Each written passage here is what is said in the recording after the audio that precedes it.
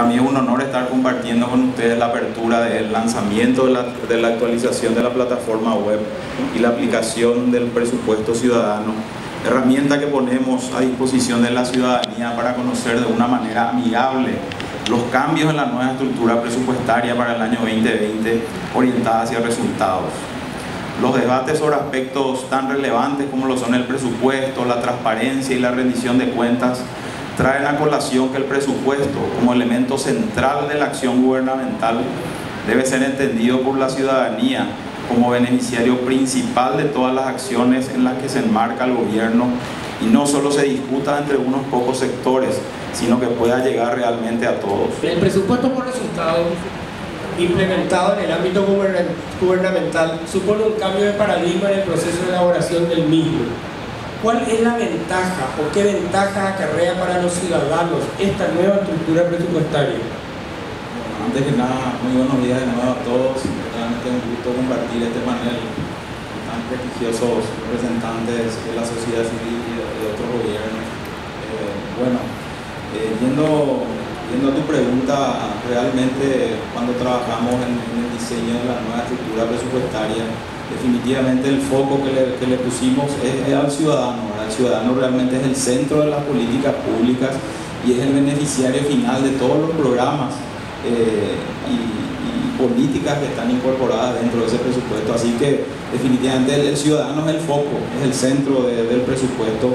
Así que con este trabajo que empezamos ya hace bastante tiempo realmente y que ya para el año 2020 lo estamos implementando de manera plena, que es el presupuesto por resultados, pusimos el foco en ese ciudadano. Los programas presupuestarios están diseñados de una manera que permitan conocer cuáles son los bienes y servicios que ese ciudadano va a recibir, cuál es la problemática que el Estado busca atender o busca resolver. Entonces, el ciudadano es el foco central de esta nueva estrategia que estamos implementando para el año que viene, ¿verdad? Entonces, al construir esta nueva estructura presupuestaria y todo el presupuesto en general con una nueva visión y un nuevo enfoque, lo que nos permite es generar información que hasta hoy no teníamos. Hay que entender que el presupuesto público hasta hoy nos entregaba información más bien relacionada a las estructuras orgánicas de las entidades, o qué bienes o qué servicios esas entidades pretenden comprar, digamos, en un año particular, pero no nos decía nada acerca de qué iban a hacer con esos bienes que esas entidades estaban contratando o con esos servicios que estaban contratando. Entonces, esta nueva estructura presupuestaria obviamente apunta a romper con esa visión de enfocarnos en cuestiones de necesidades de las entidades o en un análisis meramente financiero del presupuesto, sino ya enfocarnos realmente en qué se busca con el presupuesto, como dije, cuál es la problemática que queremos resolver, ¿verdad? Entonces, el beneficio para el ciudadano viene por dos vías, ¿verdad? Por un lado, cuando el ciudadano mire el presupuesto público, ya va a tener una idea un poco más clara de qué problemática el gobierno piensa resolver o piensa atacar en un año particular, y por otro lado le permite tener información mucho más concreta para poder ejercer ese control ciudadano que es tan necesario en todos nuestros países, ¿verdad? Entonces, por esas dos vías vemos que esto va a ser beneficioso para el ciudadano. Obviamente todo este nuevo flujo de información que el Ministerio de Hacienda pone a disposición de la ciudadanía, como lo viene haciendo ya desde hace varios años a través de distintas plataformas, ¿verdad? Inclusive a partir del año 2016 ya en formato de datos abiertos, o incluso, como se mencionó, esta aplicación a través de teléfonos móviles. Pero también tenemos que ser críticos, digamos, y entender que muchas veces todo este flujo de información que ponemos a disposición de la ciudadanía está en un lenguaje muy técnico que finalmente le impide a ese ciudadano poder ejercer realmente ese control tan necesario al presupuesto. Entonces, esta herramienta va a ayudar grandemente para eso, presentar esta información de una manera mucho más sencilla, mucho más concreta, para que realmente el ciudadano pueda empoderarse de esa información y poder ejercer ese control ciudadano tan necesario. Este tema, desde el momento en que se plantea desde una perspectiva de ciudadanía y desde el momento en que estamos hablando de nuevos enfoques y como dijeron aquí, que tiene como centro al ciudadano, sin lugar a dudas representa un gran avance. O sea, quiero partir afirmando esto concretamente. Y cuanta más herramientas pongamos a disposición de los ciudadanos, maravilloso. Estamos dando un gran paso en nuestro país, sobre todo en el afianzamiento de un sistema, el sistema democrático que hace 30 años venimos andando en este país, pero que tiene falencias por todas partes. Fíjense que yo estaba mirando recién esta mañana, me di cuenta que esta presentación incluye una aplicación que la gente puede bajar gratuitamente en su teléfono móvil. Y me llevaba a la siguiente reflexión: es fabuloso tener esto en la medida en que tengamos acceso a Internet. Y ustedes saben que un gran problema en nuestro país es la accesibilidad a Internet. Hay una brecha entre pobres y ricos que se traslada en el mundo digital, la brecha digital. La gente carga su saldito para utilizar en el curso de la semana o cada día y un poco en la medida que le permite el bolsillo para poder comunicarse con las personas que necesitan comunicarse, pero hasta ahí. Una gran mayoría de los paraguayos no tiene acceso a Internet y por tanto herramientas como estas tropiezan también con ese tipo de limitaciones. Cuando se trata de un planteamiento que forma parte de una política de Estado, uno da por descontado que también estarán trabajando ese aspecto para que tenga realmente el impacto que se está buscando con este tipo de avances que se dan utilizando las nuevas tecnologías, pero además incorporando criterios de transparencia, de participación y de control ciudadano. Entonces, sin querer desmeritar o sin querer abrir ya el paraguas respecto a si va a tener el impacto que se plantea, hay que poner sobre la mesa esta realidad. Tenemos serios problemas de conectividad en nuestro país. Bueno, eso por un lado. Por otro lado, para ser súper optimistas, les digo, nos llevó aproximadamente 15 años, desde el año 2000 aproximadamente, a varias organizaciones de la sociedad civil. Y también creo que hubo participación de algún sector del Estado, discutir, concientizar, educar y tratar de convencer a nuestras autoridades de la importancia que tiene el derecho de acceso a la información pública. Tuvimos que, porque yo recuerdo haber participado a través del Sindicato de Periodistas del Paraguay en un grupo impulsor de la Ley de Acceso a la Información Pública, que requirió dejar pasar 3 legislaturas, o sea 15 años, para por fin hallar que un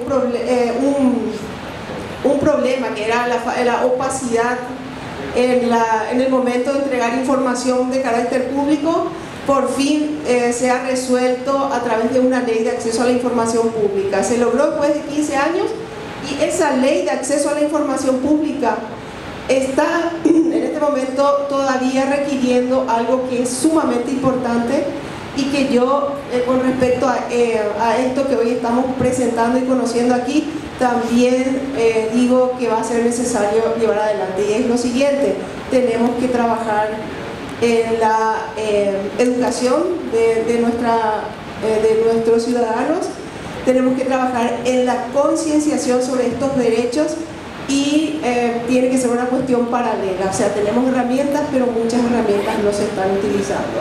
Ha ocurrido con la Ley de Acceso a la Información Pública, que hasta se promulgó en el 2014 y hoy, al 2019, seguimos realizando cursos o jornadas de capacitación en todo el país para que la gente se apropie de esa ley que está reglamentada y que permite acceder a información de carácter público al que tenemos derecho todos los ciudadanos, no solo los periodistas como muchos creen.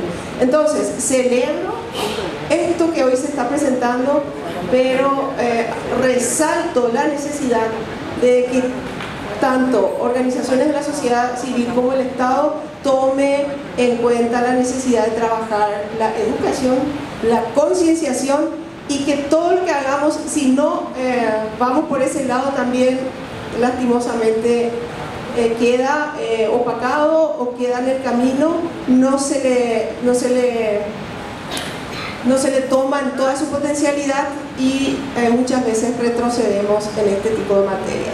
Hay que crear conciencia, hay que enseñarle a los periodistas también, no solo a los ciudadanos, empezando con los periodistas, para que realmente utilicen este tipo de herramientas por aquello de...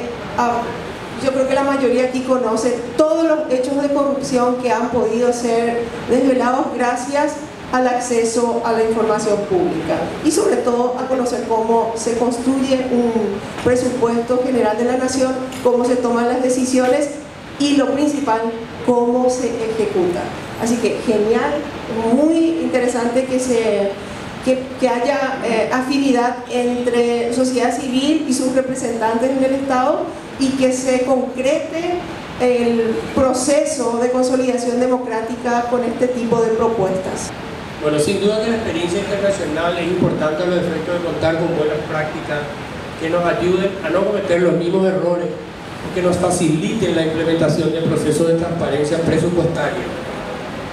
Desde la experiencia de Uruguay, ¿cuáles serían los siguientes pasos que nuestro país debería tomar para avanzar en una agenda de rendición de cuentas a los ciudadanos en materia de presupuesto público, según tu experiencia y la de Uruguay? ¿Y qué otras políticas deberían sumarse a este tipo de iniciativas para fortalecer justamente la transparencia y la rendición de cuentas? En el caso uruguayo, en el área donde trabajo, que es específicamente la Dirección de Gestión y Evaluación, que venimos trabajando con ese nombre desde el año 2008, trabajamos principalmente con temas de transparencia y rendición de cuentas. Es básicamente una de las líneas más importantes de nuestra dirección.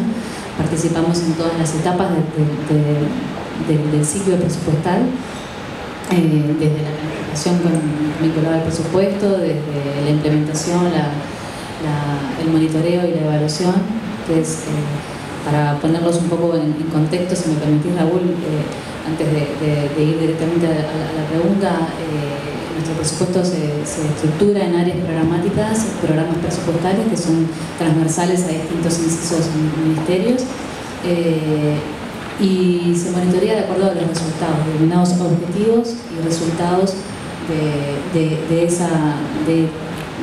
esos programas, ¿no? Lo que se propone en esos programas, un poco lo que hablaba Óscar al principio, es interesante poder darle esa lectura al presupuesto, ¿no? Que los ciudadanos sepan en qué se invierte, cuáles son los resultados de esa inversión, cuáles son los objetivos que se proponen en una primera instancia, y que facilite luego la rendición de cuentas y mostrar a la ciudadanía los resultados. Lo que en aquel momento era el Observatorio de Políticas Públicas de nuestra dirección, y que teníamos esa mirada, ¿no? La asignación presupuestal mirada desde los resultados que se generaban a través de esa inversión y los indicadores vinculados a cada ministerio. Eso actualmente lo puedo mencionar como un antecedente a lo que es el portal de transparencia presupuestaria hoy. Y bueno, y con los pasos a seguir, digamos, principios tienen las cosas, y a nosotros nos costó mucho en su momento también poder tener una visión de cómo avanzar, ¿no? Porque la apertura de la transparencia, eso implicó un apoyo fundamental del gobierno, fue una iniciativa básicamente desde la Presidencia de la República poder colocar la transparencia y la rendición de cuentas en ese lugar, cosa que me parece fundamental para que todo proyecto sea exitoso, digamos, ¿no? que tenga el apoyo político, los recursos destinados a poder avanzar en eso, porque la transparencia, o sea, incorporar un nuevo paradigma, ¿no? que para nosotros que trabajamos en el Estado hace poco digo, hace 12 años que estoy casi en el Estado, pero es como avanzamos despacio, ¿no? Todo lleva un poco más de tiempo, como mencionamos, entonces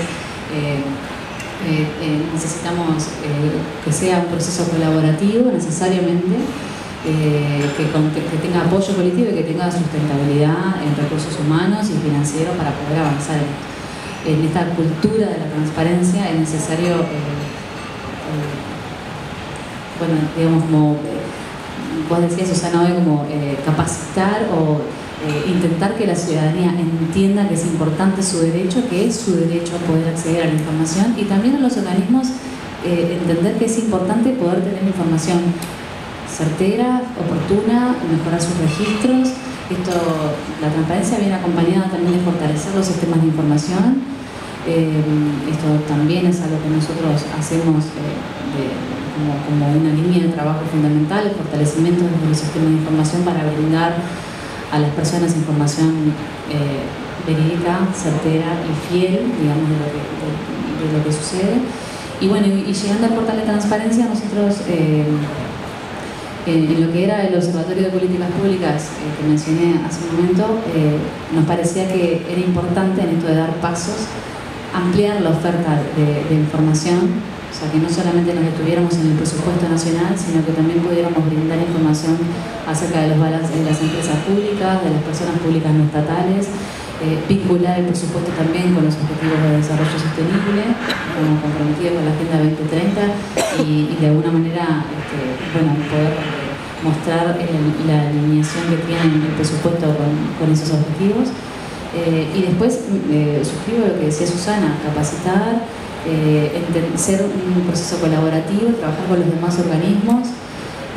Nosotros trabajamos con la Agencia de Gobierno Electrónico, que es nuestra aliada, que también depende de Presidencia, y con los demás organismos del Estado, porque sin ellos no hay información, digamos, ¿no? Entonces, a pesar de que nosotros la información del presupuesto nacional la obtenemos del Sistema de Información Financiera, también en temas de rendición de cuentas rendimos cuentas de los resultados de eso, y los resultados nos lo proveen los ministerios, qué se hizo, cuáles son los resultados de esos programas, de ese presupuesto. O sea que necesitamos que los ministerios también tengan sistemas de información fortalecidos, y bueno, después obviamente trabajar con los diferentes públicos los cuales acceden al portal. Nosotros entendemos que hay distintos públicos, más avanzados, menos especializados, periodistas, academia, por eso hay que tratar de pensar en diferentes productos que sean accesibles, que sean amigables, y que a las personas los inviten a quedarse en el portal y seguir averiguando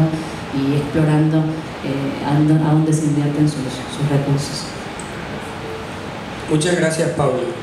Y bueno, para terminar entonces esta primera ronda, nos toca el señor Aníbal Insfrán, que nos acompaña aquí, que viene de parte del sector privado. Como usted sabe, el sector privado se vio marcado con el gobierno de una reforma tributaria recientemente, y ha sido bastante alentador esa colaboración entre el sector privado y el gobierno en ese proceso de reforma tributaria. Ahora bien, en materia de rendición de cuentas desde el sector privado, ¿cuáles son las áreas o sectores donde más se debería promover o inversión del presupuesto general de la nación? Cuando uno habla del rol económico del Estado en una cosa, ¿qué puede hacer el Estado en la economía? Bueno, generalmente tiene políticas, tiene maneras de actuar, y hay dos políticas principales: la política fiscal y la política monetaria, y otras herramientas también que tiene. Pero las dos claves son la política fiscal y la política monetaria. El presupuesto general de gasto de la nación, para entenderlo, es el marco dentro del cual la política fiscal puede actuar. Es el marco referencial, no puede salirse de eso. O sea, y pensar otra vez, bueno, está bien, es una de las principales políticas, es la herramienta del Estado para hacer ciertas actividades, para incidir en la economía. Después, ¿cuán importante es dentro de la economía? Otro elemento de uno mirar. Mirando el monto, para dar una idea, es el presupuesto general de gasto de la nación es aproximadamente el 35% del Producto Interno Bruto del país. 35%. O sea, no estamos hablando de poca cosa. Estamos hablando del 35% de todos los bienes y servicios producidos en la economía en un año. Ese es el presupuesto. Esa es la importancia del tema que estamos hablando hoy. Primer tema. Entonces, bueno, es una cosa grande, es monstruosa, es difícil de entender. Entonces, lo primero que debemos celebrar es que se ponga al alcance del ciudadano, que esté a disposición, que podamos entender y conocer de una manera sencilla, clara. Y lo interesante de estos cambios que estamos hablando, del presupuesto, que tenga objetivos específicos, no es solamente cómo gastamos, no es solamente en qué vamos a gastar, no es solamente la autorización de gastos, sino ver los resultados que esperamos. Es esa unión que tenemos entre las actividades que realizan las distintas actividades del sector, entidades del sector público y los resultados esperados, y ese resultado relacionado al bienestar de la población. Y en una etapa posterior a la capacidad de medir esos resultados y decir, esto que está, este ministerio sirve o este ministerio no sirve para nada. Tenemos que buscar hacer otra cosa o otro debe ser el objetivo. Y acá viene el nexo que me gusta, que es decir, no es solamente que nosotros vamos a entender, no solamente el ciudadano va a poder decir, el Ministerio de Educación tiene estos programas, tiene esto. No, yo también puedo poner mi granito de arena, yo también puedo dar mi feedback. Y muchos, si uno empieza a ver dentro de esta herramienta que gran parte de la población está pidiendo algo, yo estoy seguro que la autoridad no gana.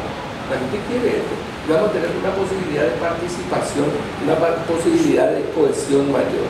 Y voy a entrar ahora al tema de rendición de cuentas, que creo que es la clave para este proceso. Claro que necesitamos ese elemento. Y la rendición de cuentas es clave, porque uno quiere saber qué hacen sus autoridades. Por sobre todo, uno necesita saber en qué se gastan sus impuestos.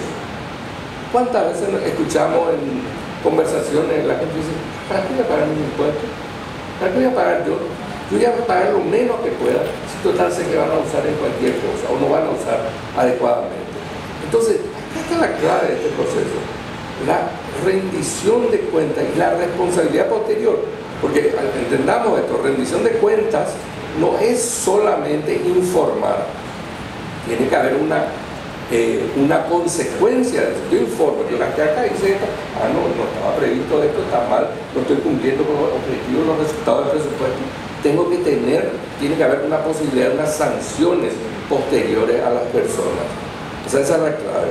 Y me preguntaste recién cuáles son las áreas o sectores donde debería promoverse la rendición de cuentas. Este es un tema transversal. Acá no podemos decir que va a ser solamente esta área o otra. Tiene que estar en todas partes. O sea, si alguien, un ciudadano o una persona maneja recursos públicos, recursos de otros, tiene que rendir cuentas siempre, en todos los sectores. Pero, ¿qué ventaja me da eso? Grandes cosas, ¿verdad? Conocer los resultados de la gestión, ayudar a hacer un ranking probablemente de quiénes son los que mejor trabajan, quiénes son los que peor trabajan, son elementos que uno quiere estar también en ese proceso, ¿verdad? Genera transparencia, porque vamos a saber qué está pasando con nuestro dinero. Ayuda a la gestión futura, porque si uno dice, no, yo tengo que rendir cuentas, yo me voy a cuidar, probablemente el siguiente se va a cuidar si tiene elementos. Y acá hay un tema clave dentro de ese proceso. El que usa mal los recursos públicos tiene que tener una consecuencia. O sea, acá creo que el mayor de los dramas nuestros es la impunidad. O sea, se saben muchas cosas, se prueban, pero es tan difícil llegar probablemente a la condena futura del que tocó mal, el que usó mal el dinero. Entonces la clave es esa. Otro elemento, como conocemos lo que pasa, va a generar una sensación de pertenencia en el ciudadano. Uno dice, no, eso yo tengo que decir. Y si yo tengo la herramienta clave acá para poder poner mi opinión, yo veo que se usa adecuadamente, se toma en cuenta, probablemente voy a tener más ganas de pagar impuestos. Entonces tiene un efecto, va a tener un efecto en el mayor pago de impuestos, en ese sentido, va a incrementar la recaudación. ¿Y por qué no? Como se está abriendo el mercado de valores también, y la gente puede participar y comprar bonos del Tesoro paraguayo, uno va a decir, no, espera, se está usando bien. ¿Por qué yo como ciudadano, en vez de poner mi plata en el banco, por qué no compro un bono y ayudo a los programas que a mí me interesan dentro del sector público? O sea, le puede facilitar también el proceso de financiamiento, le puede facilitar el proceso de recaudación vía tributaria, porque se van a pagar más impuestos, porque hay transparencia, porque hay una rendición de cuentas adecuada. Y por sobre todo me parece que es la clave de ver que este es un paso, esta herramienta es un paso en la dirección correcta. Es cierto, como dijo antes la señora Susana, como dice, es cierto, hay muchas cosas que faltan. Falta educación, falta conocimiento. Es un paso en la dirección correcta, ya da la posibilidad de ir. Y no olviden que un camino de 1000 kilómetros, 1000 millas, como se dice, empieza con un paso, y el primer paso creo que hemos dado, probablemente ya no, este no es el primer paso, estamos en el quinto, sexto paso, pero nos falta todavía, pero vamos en la dirección correcta. Por lo tanto, la transparencia, creo que la rendición de cuentas es un elemento clave dentro del conjunto de herramientas que nos van a permitir que el presupuesto público y la política fiscal sean herramientas que permitan favorecer al crecimiento y al desarrollo del país. ¿Y el presupuesto por resultado puede ayudar o contribuir de alguna manera a fortalecer el proceso de calidad del gasto público para el ejercicio 2020, considerando que desde cuando van a comenzar a regir este nuevo mecanismo o sistema presupuestario? Bueno, antes de entrar en la respuesta a la pregunta en concreto, tomo un poco la anterior donde mencionaste que tuvo relativamente éxito este relacionamiento entre el sector público y el sector privado para finalmente tener ya una nueva ley tributaria. Y siguiendo un poco esa lógica, también el Ministerio de Hacienda el año pasado, vía resolución, conformó una comisión interinstitucional, también público-privada, con representantes no solo del Ministerio de Hacienda, también de exministros de Hacienda, representantes del Congreso, también representantes de la sociedad civil, relacionada al gasto público. Y dentro de esta comisión se estuvieron discutiendo distintas cuestiones relacionadas al gasto público, pero uno de los consensos sobre los cuales se llegaron es de que deberíamos cambiar la forma en que presentábamos ese presupuesto. Entonces hubo cierto consenso entre todos de que el presupuesto por resultado es el camino de manera a avanzar en todo este proceso de mejora del gasto público. Ahora, ¿por qué o en qué nos ayuda el presupuesto por resultado en este proceso? Bueno, ahí es importante entender en primer lugar que el gasto público o la calidad del gasto es un tema bastante complejo, ¿verdad? Depende de muchos factores que deben ser tenidos en cuenta, como la planificación, la eficiencia, la eficacia en la asignación de los recursos, ¿verdad? Pero para llevar adelante todo este proceso de análisis es importante contar con información, y es justamente el presupuesto por resultado el que nos da esa información de una manera mucho más concreta con relación a realmente dónde están asignados esos recursos públicos, qué se busca lograr con la asignación de esos recursos en los distintos programas presupuestarios. Entonces era necesario, obviamente no suficiente, dar ese primer paso, como mencionaba Aníbal, de avanzar en un presupuesto por resultado de manera a cambiar toda la lógica que se venía llevando adelante hasta hoy en el diseño del presupuesto y en la elaboración del presupuesto, ¿verdad? Entonces, obviamente toda esta información nos va a permitir poder de manera concreta, como dije, evaluar los resultados que se pretenden alcanzar.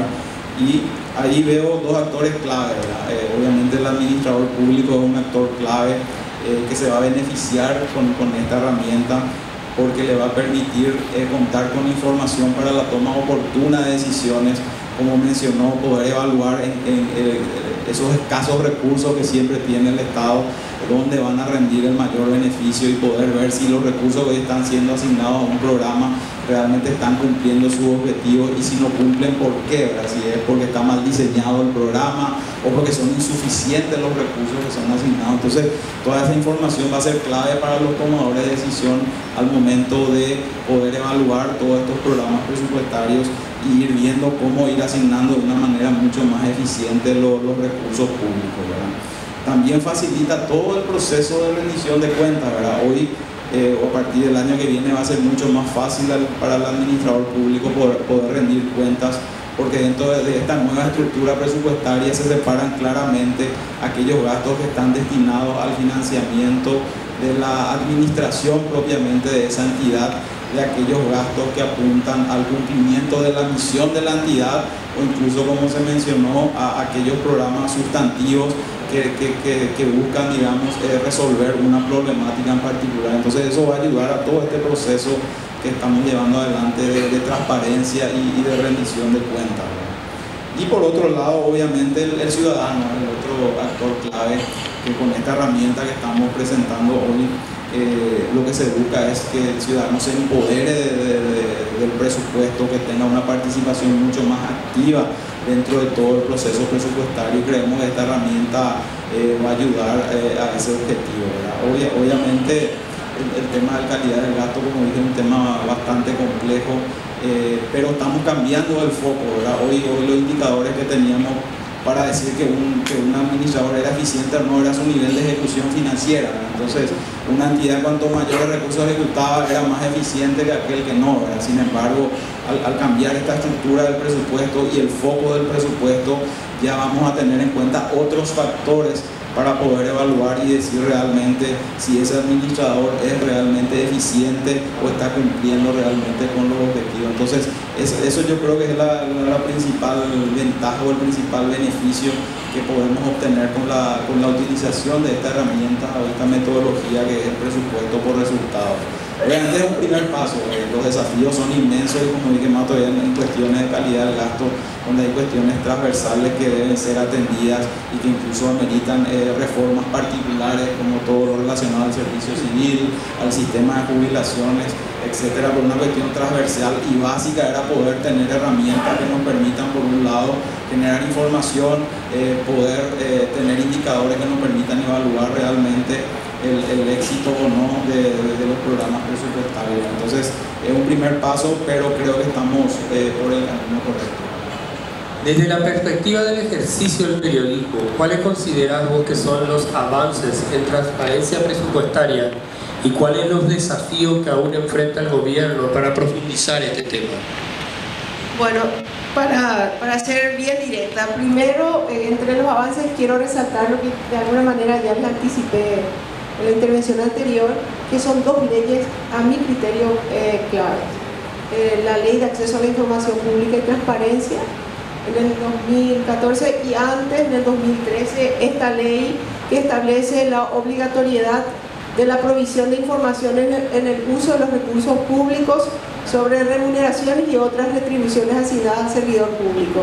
Fíjense que hasta entonces era impensable conocer cuánto ganaban los funcionarios públicos en general, pero sobre todo de cómo se manejaban los criterios de asignaciones de salarios y otros beneficios en instituciones como el Congreso de la Nación. Cuando todas las entidades públicas del Estado se vieron obligadas a poner esto a disposición pública, no saben la cantidad de hechos de corrupción que se descubrieron con el solo efecto o al solo efecto como resultado de haber examinado estos datos. Ahí habíamos constatado, por ejemplo, que en el Congreso era un festín de salario. Un señor que era encargado de hacer fotocopias ganaba más que un ministro, por ejemplo. Y ese tipo de cuestiones era impensable porque en todas las instituciones del Estado negaban información. Por tanto, hay que celebrar, hay que destacar como un hecho positivo y como un gran avance el haber comprendido la importancia del derecho a la información y plasmar todo esto en una ley y en las reglamentaciones de estas leyes. Eso por un lado. Por otro lado, tampoco, hasta hace poco teníamos en nuestro país acceso, por ejemplo, a las discusiones del propio proyecto de presupuesto general de la Nación en la Comisión Bicameral de Presupuesto. Es cierto, se están transmitiendo a través de TV Cámara las discusiones que hacen los miembros de tanto diputados como senadores, o sea, de ambas cámaras, y que forman parte de esa comisión bicameral, que es realmente importante porque ahí es donde se define los recortes y cómo van a salir los presupuestos para cada institución del Estado, y se están transmitiendo, por lo menos cuando van los ministros a exponer por qué están pidiendo tal partida presupuestaria o tales aumentos. No muestra todo aún, pero esos son avances que 30 años atrás ni nos imaginábamos. Lo mismo, por ejemplo, seguir el expositor, el economista, señalaba recién la importancia de luchar o de tener en cuenta como parte de la rendición de cuentas lo que hasta hoy es un grave problema en nuestro país, que es la impunidad. Y fíjense que hoy tenemos, por ejemplo, acceso a las discusiones de la Corte, de los ministros de la Corte Suprema de Justicia cuando tienen que definir o tienen que sentenciar. Eso tampoco ocurría en Paraguay. Ahora, desde este año creo que se está dando. Y hay una serie de otros avances que probablemente no tomamos todavía, no dimensionamos todo el valor que representan como ciudadanos, pero creo que a poco vamos a ir creando eso que yo señalé al principio, que es una cultura democrática que también implica exigir a los servidores a que realmente hagan bien su trabajo. ¿Y cómo hacer? Vigilando, como entre otras cosas, haciendo un seguimiento cercano de cómo utilizan los recursos públicos. Otro avance, aunque debilitado en los últimos tiempos, son las famosas audiencias públicas que convocan en el Congreso cuando hay un tema muy controvertido y que requiere escuchar a todos los sectores, sobre todo cuando hay, más allá de crispación, hay polarización sobre determinados temas. Luego, a mí me parece también sustancial este portal de datos abiertos del Ministerio de Hacienda, y hay un curso online, por ejemplo, para todos los que quieran entender cómo utilizar los datos que están disponibles. Hay un catálogo de datos que le llaman datos abiertos. Y a propósito, hago un paréntesis aquí. Saben que el periodismo avanza permanentemente también a medida que la tecnología impulsa, obliga a que nos adaptemos a la instantaneidad, a la profundización de los temas. Y hay una corriente hoy, casi como una derivación del periodismo de investigación, que se llama periodismo de datos. En Paraguay prácticamente es incipiente, no se está desarrollando aún, pero el periodismo de datos es el que trabaja estas informaciones que circulan a través de la web. Y sería un gran aporte el que pudiéramos imitar esta alianza que se dio acá entre organizaciones de la sociedad civil y el Estado para impulsar que más periodistas conozcan esta manera de trabajar y profundicen el periodismo de datos. Todo esto que hoy se pone a disposición van a ver que van a constituirse en grandes fuentes de elaboración de temas periodísticos y con relevancia ciudadana en el momento en que confluya también ese tipo de trabajo periodístico, que es conocer lo que circula en la web y cómo, no quiero utilizar un lenguaje muy coloquial, pero es cómo aprovechar o sacarle el jugo a esos datos que están ahí y que no me avergüenza reconocer, muchos o la mayoría de los periodistas no sabemos todavía sacarle esa utilidad, digamos, o no extraemos utilidad de estas fuentes de datos online. Finalmente, entre los avances quiero decir que igual saben que siempre hay una máxima en el periodismo que dice: si quiere descubrir un hecho de corrupción o si quiere llegar a demostrar un hecho de corrupción, simplemente siga la ruta del dinero. Y no sabe qué fabuloso resulta para un periodista el tener a disposición herramientas que sean, como acá dijeron, amigables, fáciles de entender, porque nuestra labor al final es explicar al ciudadano. Y si nosotros no entendemos o nos cuesta entender determinados lenguajes muy técnicos, que es como de hecho se ha estado trabajando el presupuesto anteriormente en nuestro país, es muy difícil que hagamos bien también nuestra tarea.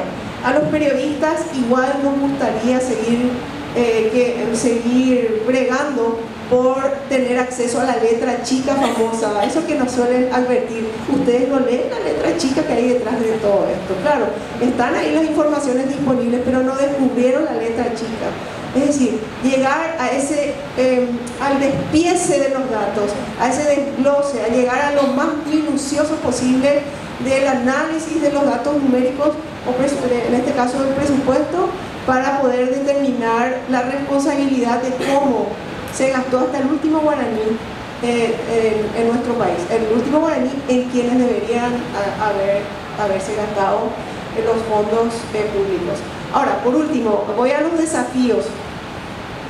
El año pasado, ayer me mostraba un compañero del área de Hacienda, no sé si está por acá, del diario. El año pasado hubo una publicación de una organización internacional que mide el nivel de transparencia de los gobiernos en esta materia del presupuesto del Estado. Y Paraguay apareció como entre los peores de la región en materia de transparencia presupuestaria. 2018 estoy diciendo, principio del 2018. Se hace una encuesta entre más de 100 países que compara cómo cada país hace la rendición de cuentas tomando estos tres datos, o estos tres pilares: transparencia, vigilancia o control y participación pública.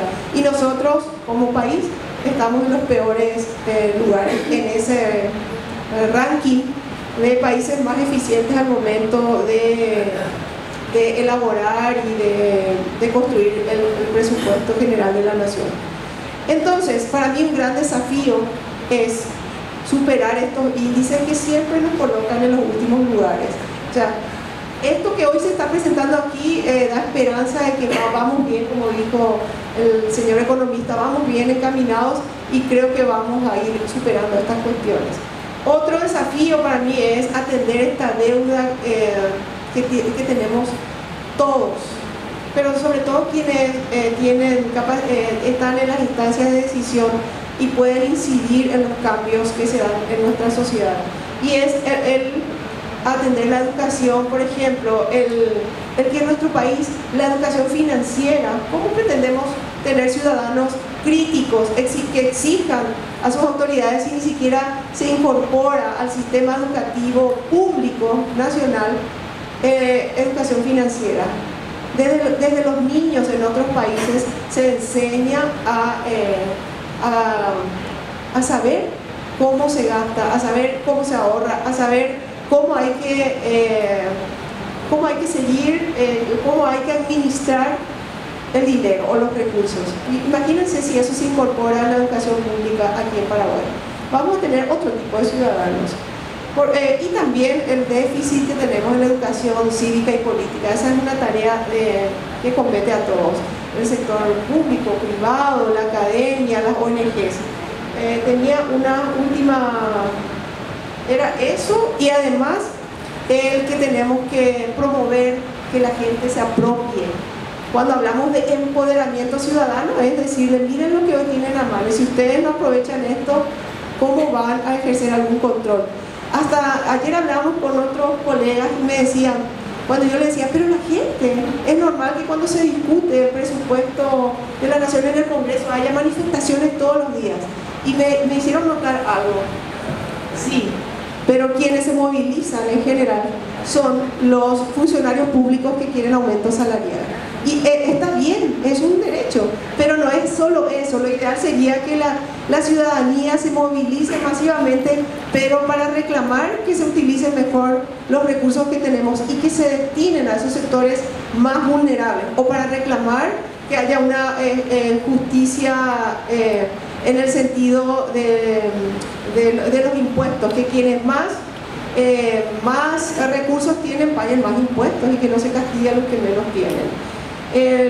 Me parece también que un desafío es llevar adelante campañas de concienciación y cursos de capacitación, que ya dije antes, pero no solamente para para sectores de la sociedad civil que realmente activan, militan y buscan tener incidencia en estas cuestiones, sino al ciudadano en general. Que la señora que vende yuyo entienda por qué es importante estar vigilante cuando se está discutiendo el presupuesto de la nación, así como el más encumbrado economista. O sea, que se haga en un lenguaje y a través de aplicaciones como estas que permitan a todos comprender mejor lo que se decide en nombre del ciudadano.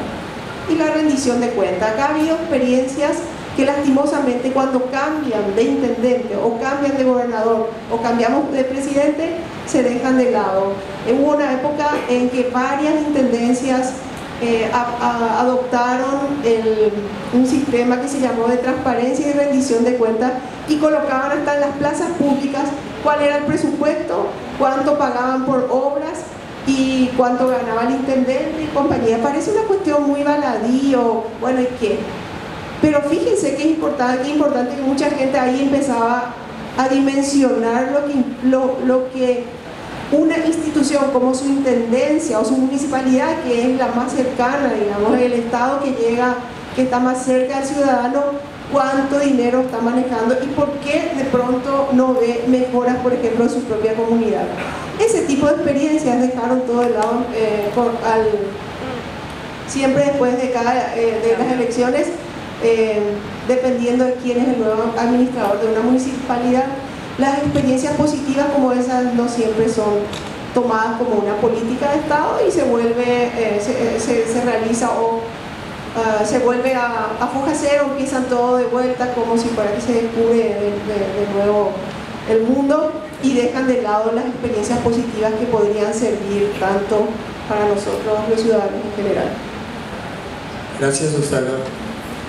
Pasamos entonces ahora a la última pregunta a Paula. Considerando que vos estás en el portal de transparencia presupuestaria, Paula, en Uruguay, ¿cuáles son los mecanismos que se toman o de qué manera se profundiza la participación y se fomenta la demanda para diferentes audiencias? Algo más o menos hablaste en tu primera intervención. Bueno, retomando un poco de ese tema, es algo sí que nos preocupó desde el principio porque primero promocionar la información que estaba en el portal. Recuerdan que les comenté que estaba anteriormente en un observatorio de políticas públicas y luego definimos que era interesante y necesario tener una mayor oferta de información y bueno, y además también en esta cosa colaborativa que fue el portal de transparencia fue un compromiso del tercer plan de gobierno abierto de Uruguay y también contó con la colaboración de la Iniciativa Global para la Transparencia Fiscal. También me parece importante tener alianzas o vínculos internacionales que nos permitan tomar ejemplo y compartir experiencias, y eso nos ayuda también a avanzar en ese sentido. Además, por supuesto, de tener la colaboración y la vinculación y el trabajo en conjunto con los distintos organismos del Estado. Porque además en el portal de transparencia tenemos información de muchos organismos, de todo el presupuesto nacional, de empresas públicas, como les mencionaba anteriormente, la planificación estratégica de los incisos. Entonces, bueno, debíamos pensar en cómo seguimos pensando, porque eso es algo que no se termina nunca, en la previa, en el diseño del portal. Hicimos talleres con distintos públicos, con periodistas, con funcionarios del Estado y también con sociedad civil. Eso nos ayudó a tener un primer insumo para el diseño. Y bueno, y una vez que eso se puso en producción, que cumplió 2 años en septiembre el portal de transparencia, en el transcurso de este tiempo se han repetido ese tipo de actividades, a la vez que también nos hemos propuesto hacer actividades concretas con periodistas, ¿sí? Demostrarles cada vez que actualizamos una sección, enseñarles, disculpen porque a veces suena un poco, no es enseñar, sino que es intentar traducir esa información, como decía Susana, que se pueda entender para que ellos también puedan publicar una noticia entendiendo en qué se basa el dato que estamos publicando y que lo puedan interpretar.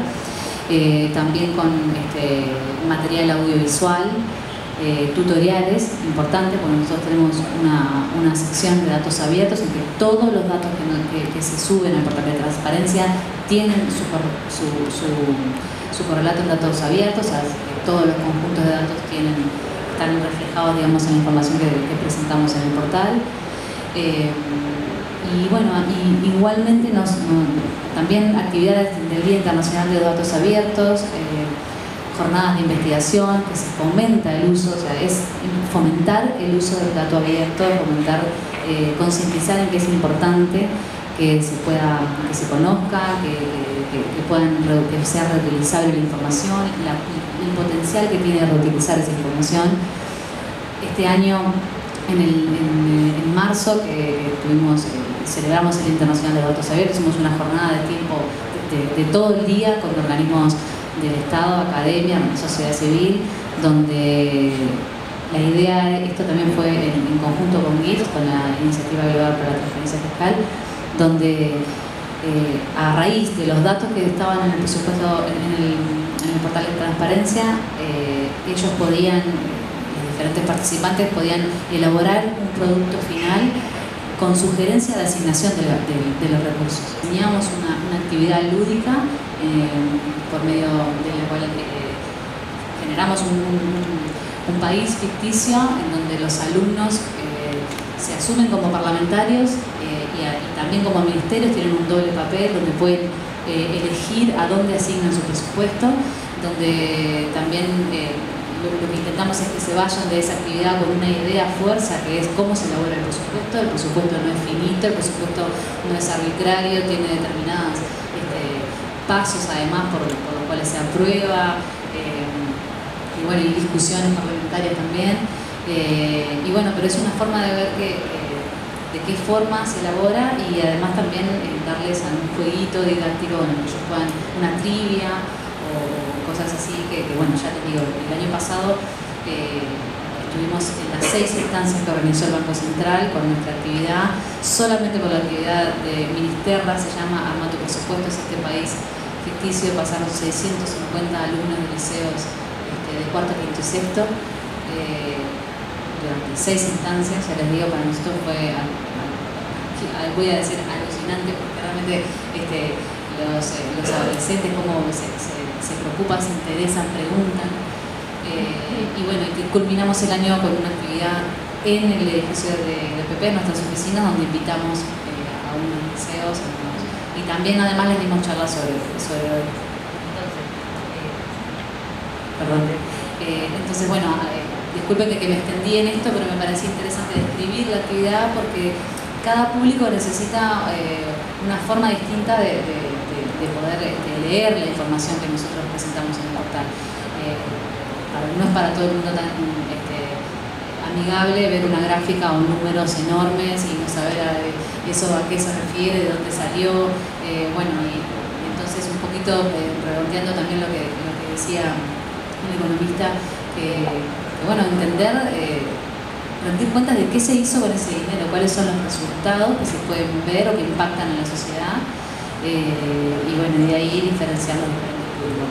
Ya les digo, audiovisual, en este caso estamos trabajando con adolescentes, la idea es seguir trabajando con niños más pequeños, y bueno, y con otros segmentos de la sociedad, y en eso estamos. Y para eso es importante el compromiso, como dije anteriormente, y tener un plan, una planificación, un plan de comunicación de los datos, un plan de acción, y bueno, y que involucre a otros organismos, porque en definitiva esto es de todos también, y bueno, y que las personas que trabajamos en esto, porque también esto se hace gracias a los que trabajamos y al esfuerzo de un montón de gente, pero también al apoyo de las autoridades, y bueno, y avanzar.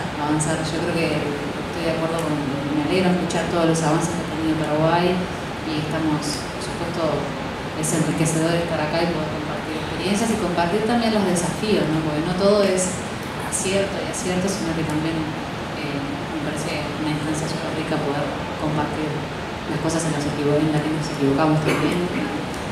Así que bueno, gracias. ¿Qué tipo de información pública y datos son importantes para el sector, en la toma de decisiones para el sector privado? ¿Y cómo puede contribuir esta iniciativa a brindar esa información? Sí, pensemos un poco, queremos hacer inversiones. O sea, las inversiones en general, dentro del sector privado y en cualquier actividad, tienen resultados probablemente varios años después, o la incidencia de esa inversión se ve el resultado total en varios años. Entonces, uno necesita tener ciertos supuestos, necesita conocer cierta información. Estamos hablando de una inversión en el sector privado, en el área económica. Necesitamos saber o proyectar de alguna manera cuáles serán las condiciones económicas del futuro. Y esas informaciones vemos, o indicaciones respecto a esas condiciones futuras, vemos en el presupuesto general de gasto de la Nación. Hay datos, hay supuestos de ese presupuesto que son importantes. Vemos, por ejemplo, ideas o supuestos de inflación para el próximo periodo.